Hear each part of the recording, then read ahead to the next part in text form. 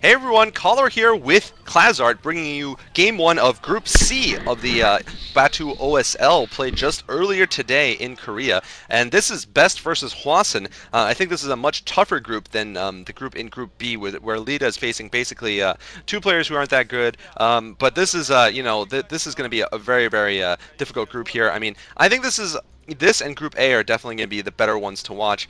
This one also has of course, Up Magic and Flash in it, so it's a very Terran-heavy map. And what better player to have in this than Best, who is very, very good against Terran.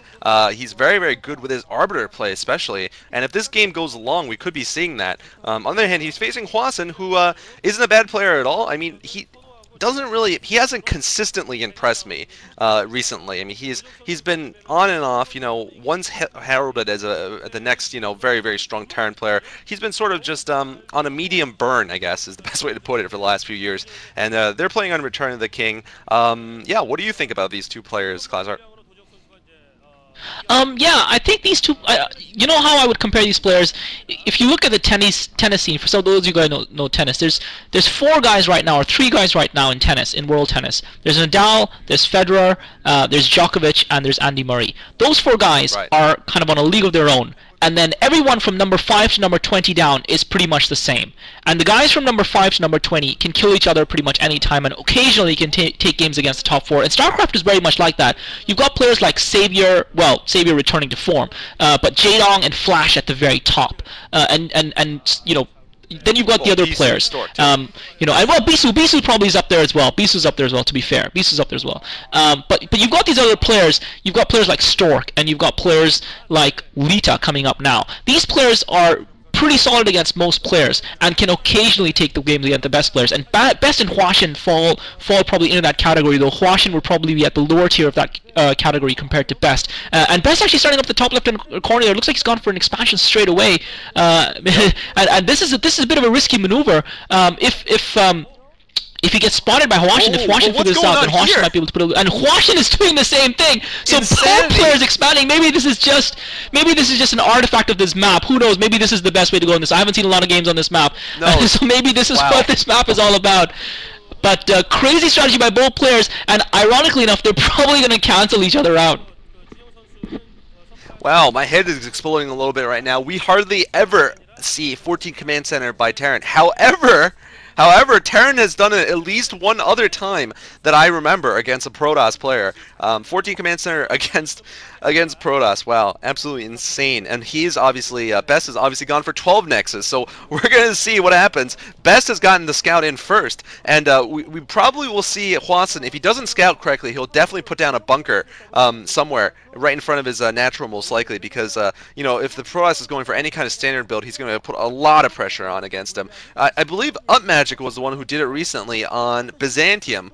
He also won 14 Command Center against a Protoss. I forgot who it was, but definitely it's a rare bird to spot, this 14 Command Center against Protoss. Because usually, if Protoss goes for any kind of tech build and pulls it off even half-assedly well, they're going to beat the Terran player when the Terran does this. At the same time, though, right now, obviously, Hwasin is not ahead because Best has gone ahead and done a 12 next and put a Manor Pylon down. Wow.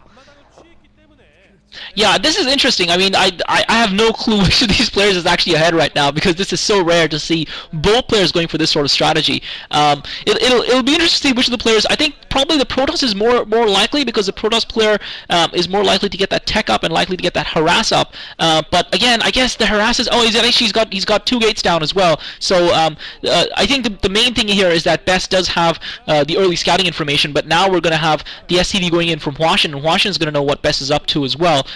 So this is anybody's game, and I'm really excited to see what these two guys are going to come up with. I think we're going to have a closely fought match. I think one of the things you can be assured of with Best and Hwasin, while they may not be top tier players, they're definitely capable of top tier performances, and usually they give their all, and they usually provide a very solid opposition. They're not easy to take down, and Hwasin just managed to sneak the SCV through. Best trying to block the ramp, getting the Dragoon out and trying to slow that SCV down, but he hasn't been able to do that. So Hwasin has gotten in, he's gotten the full scout on Best, and I think that's something that Best could have really tried to avoid, even if he maybe had to sacrifice a single probe on the ramp ramp or something to do it, or maybe produce a unit from the first gateway before putting the second gateway down, I think it would have been well worth as well denying the scout to Hwasin and just making him think that little bit extra.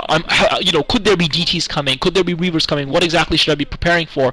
As it is, Hwasin knows exactly what status Best's tech is in, and the robotics facility just now starting up for Best, and that just allows Hwasin to play a little bit more aggressively. Otherwise, he might have been forced to try and get an academy down or an engineering bay down earlier than he is going to now, knowing that Best has probably only just started his next tech building. Definitely. I mean, right now we're seeing Hwasin just continuing to put factories down, probably researching mines right now, although it could be siege. Both players are going to be sort of aiming for a longer game, I gotta think, unless there's something drastically different that occurs, a mistake or some kind of brilliance from one of the two players. This should be a long game, especially because this is Return of the King. Very macro-heavy map, of course. Large, sweeping pathways from base to base, and it's just not a map when you're in cross positions that promotes fast play by any means. Citadel has gone up for Best in a sort of hidden location, so you might be going for a fast DT drop also, in addition to perhaps getting an observer or two. I think that means he's not going to go for Reavers at this point. So far, we're seeing Hwasin actually not having put down anything yet in terms of detection, neither an engineering bay or an academy. Usually the build here is it does include going to an engineering bay, and there is the dual engineering bay and academy, just as I say that. Best, I would actually disagree. I would say Best is on the very verge of S-Class, a Stargate going up, so this is actually going to be an Arbiter rush. Like I said, I was going to say, he is so freaking good with his early Arbiters. I mean, he is so good with his early recalls. He's won so many games by basically, it's kind of a funny, it looks almost noobish what he does, but he literally just builds up a lot of units, gets fast two base Arbiters, and makes a gigantic double recall into the Terran base. Terran can't do anything about it, and then they lose the game. Or they go for a desperate counterattack, and Best almost loses the game, but then manages to keep like one base alive somewhere. But literally, that's his game plan, it seems, on this map, and if it goes any way like it's gone in the past, it should work out for him.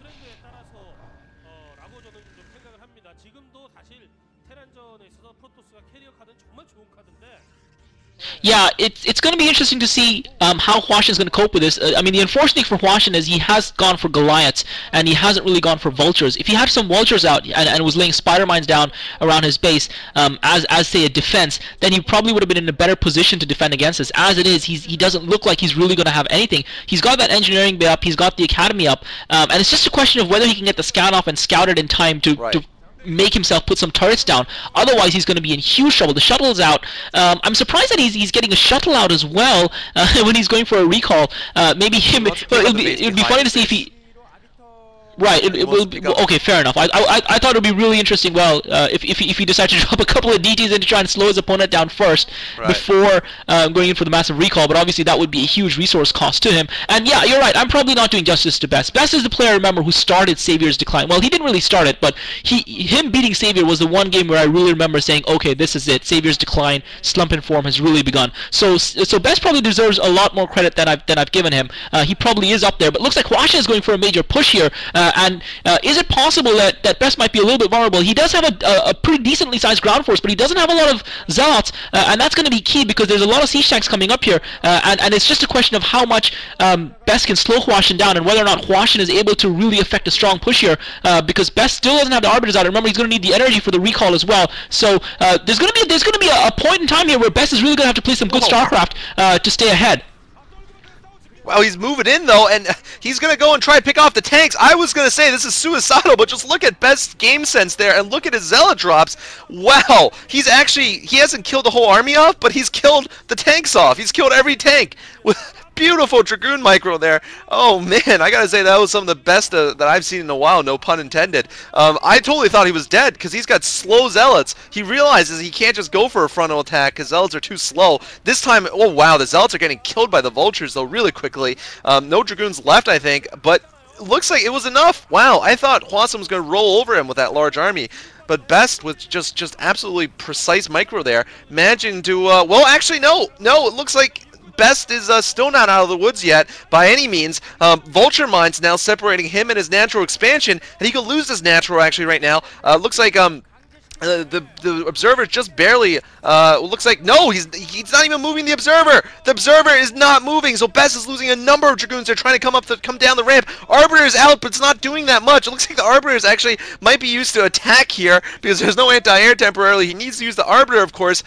There's a scan going off, so Best is still in big trouble despite that great kill of the tanks.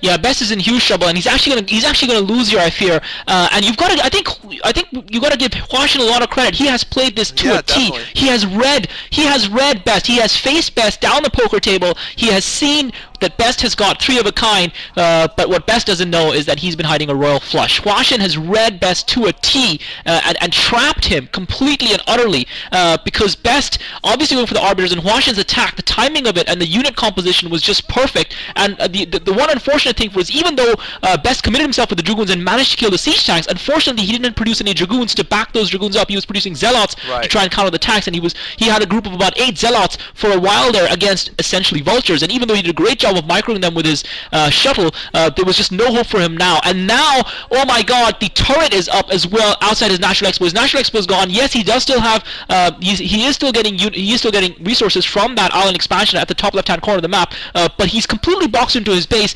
He has got an Arbiter, so maybe if he can recall in some units. The problem is that he doesn't even have an army left because Hwasin, and that is the risk when you go for a strategy like this, because you're committing so many resources to getting those Arbiters out there. You're going to be a little bit short on the ground, and I guess he felt that Hwasin wouldn't really have anything, but Hwasin was just able to macro up, and we're just seeing the power of Hwasin's macro. Hwasin just macroed up, got the massive army, and is now making the push in, and he's now inside Best's base, and Best just barely holding on by the skin of his teeth. I really think Hwasin is going to take this game down pretty soon.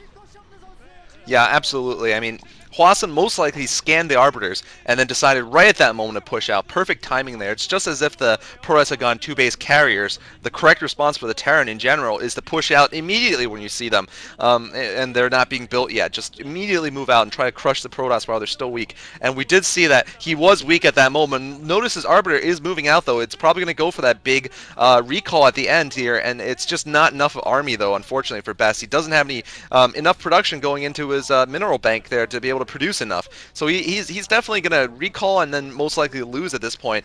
I do have to still I still have to go and validate my my sort of I guess general liking of this build, though, because he's used it so successfully against almost every Terran he's played against. Maybe it's just because it's too good. Hwasin's probably seen a lot of his replays and knows this kind of build is coming, but you know, this I think it is a very effective build usually, because the Terran just doesn't push out in time, and then he can do this kind of recall but still have enough to defend his expansions, and then just create havoc inside of the Terran base. But you know, looks like this game it won't be enough. Hwasin should take this game after these units go down. Yeah, personally, I think Hwasin shouldn't have pulled too many units back for defense. I think he should have used the opportunity to go and kill his opponent, and then just airlifted his buildings out and finished the Protoss player off. But I suppose he doesn't have a dropship, and he doesn't have any sort of air. He doesn't have anything to combat with air. And the one Zealot taking out a couple of SCVs, but that's going to be the end of that attack. But yeah, I mean, the thing is that recall was never ever going to work, because even with the recall, he was going to have nothing left to really defend his base. And if Hwasin had decided to push in when the recall went off, he would have probably wiped the floor with his opponent. But what Hwasin is trying to get down that ramp now, but the Vulture doing a great job of blocking them, and massive siege going off, and the DT goes down. Great pin play by Hwasin, using the one Vulture with the Spider Mine to block and slow down the advance of the Zealots and the DT unfortunately getting killed on the ramp by splash damage from the tank. Great play by Hwasin, and Best finally GG's.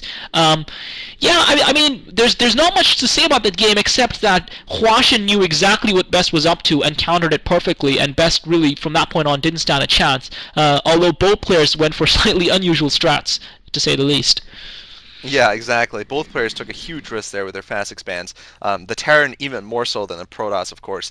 And, you know, this is not good for Best at all, obviously, because he's in a very, very tough group. Like I said, the other two players are Up Magic and Flash. Normally I wouldn't call Up Magic, you know, a really tough opponent, except Up Magic this season has also been one of those people who've sort of made a name of himself, you know, who was kind of just hanging around the edges, and then this season he's actually moved into the A-class solidly. He did beat much in both the OSL and MSL group stages to get himself into the round of 16 in both tournaments. And of course, there's Flash. Obviously, no more needs to be said about Flash. So if Best wants to move on, he's gonna have to really toughen up in this group. Group B is the easy group, by the way. Lita, Hero, Tester, and Fantasy. Sorry, go ahead. Yeah, I just wanted to say that, I mean, if you compare, for those of you guys who haven't seen Lita and Byhero before listening to the next few comments, please go and watch it because it will be spoiled. But I mean, comparing Lita and Byhero versus this game, I mean, at least in this game, the players went down, Best went down trying something. He didn't go down because he played poorly or because he had a poor choice of build or because he had a poor execution of his strats or because he couldn't micro to save his life or because he ran his Defiler into 5 million Marines.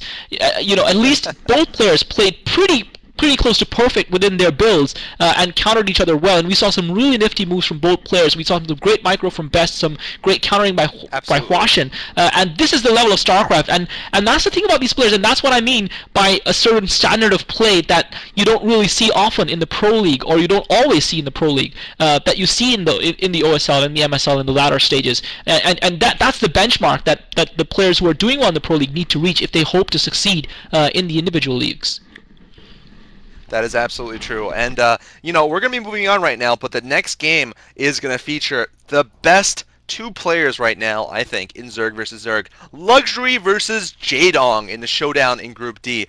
Wow, this is going to be the best Zerg versus Zerg you're going to see in a long time, kids. So do stay tuned, and thanks for watching.